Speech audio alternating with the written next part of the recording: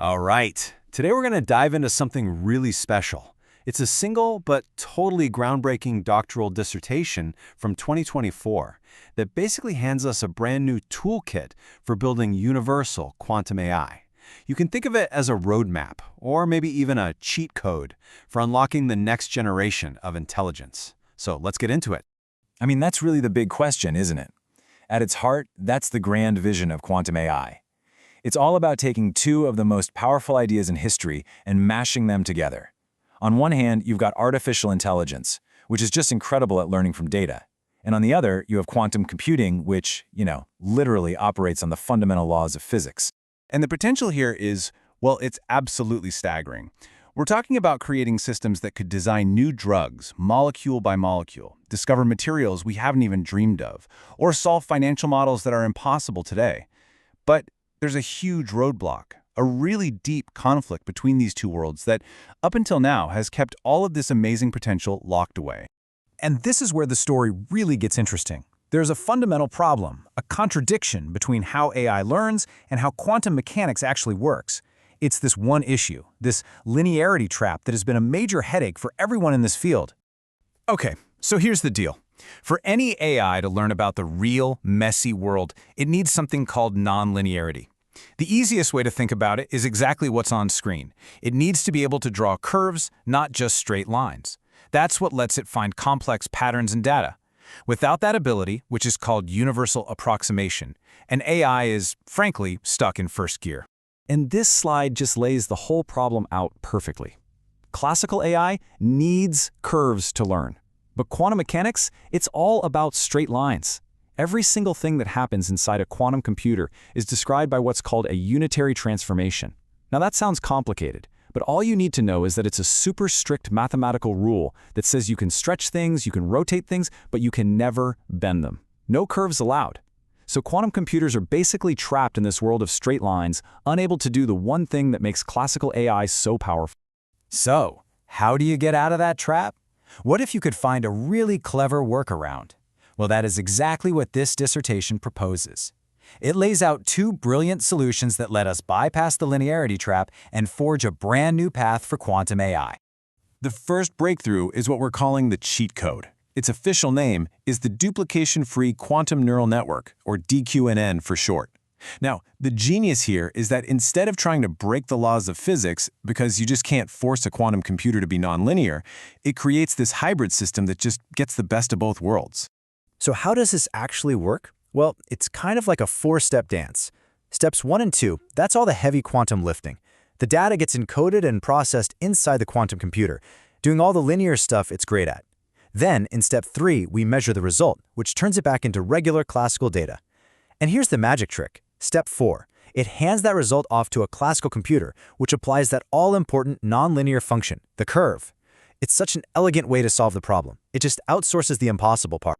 Okay, but that's only one piece of the puzzle. Having this nonlinear cheat code is fantastic, but it's not going to do us much good if the quantum part of the process, that circuit back in step 2, is weak or limited. For this whole thing to be truly powerful, that quantum circuit has to be like a universal blueprint, capable of performing any transformation we could possibly need. And that brings us to the second massive breakthrough in this research, the universal blueprint. It's called the sequentially generated ansatz, or SG ansatz. Now, an ansatz is basically just a fancy word for a recipe, or a design template for a quantum circuit. And this particular recipe is so powerful it can, in theory, build any quantum operation you can imagine.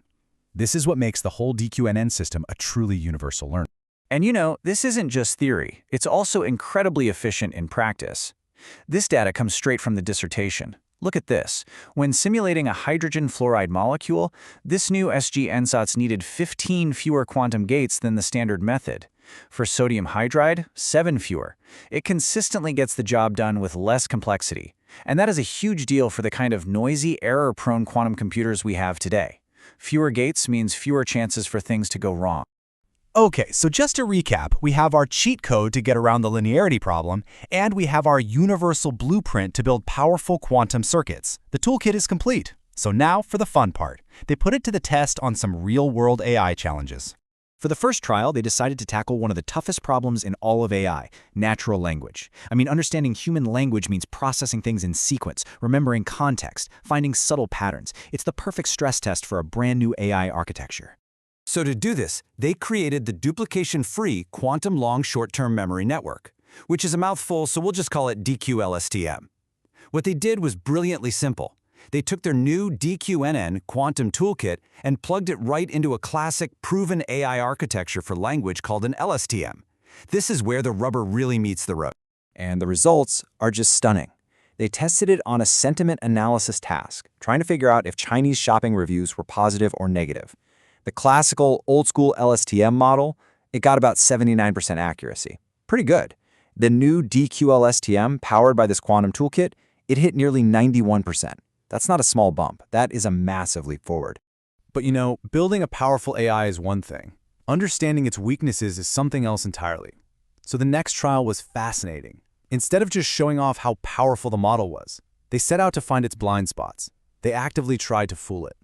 And this led to yet another innovation, the quantum fool algorithm. Now, this isn't some kind of weapon, it's a diagnostic tool. It's really clever. It uses the inner workings of the DQNN against itself to find the absolute smallest change you can make to the input that will cause it to make a mistake.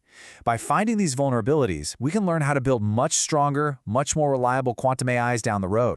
So let's just pull this whole amazing toolkit together. First, you've got the DQN. That's our cheat code for nonlinearity. Then there's the SGNZONS, our universal blueprint for building any quantum circuit we need. You have the DQILSTM, which is the real-world proof that this stuff works incredibly well. And finally, the quantum fool algorithm, a tool to test our AIs and make them stronger.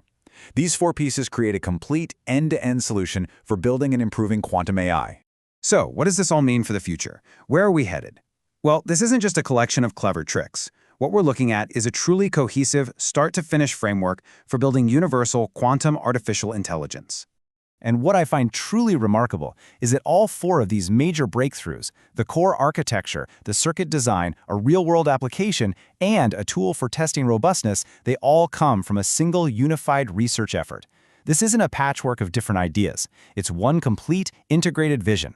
And really, that's the ultimate takeaway here. This work basically drags quantum AI out of the realm of abstract theory and plants it firmly into the world of tangible applications. It gives us a practical recipe for building quantum neural networks that can actually go out and solve hard problems, and do it efficiently. So this research gives us an incredible toolkit, right? A whole new set of building blocks. It answers the question of how we can build universal quantum AI. But it leaves us with an even bigger, more profound question. As we actually start to build AI that thinks in the language of the universe, what new things will it teach us to see? What new questions will it even teach us to ask?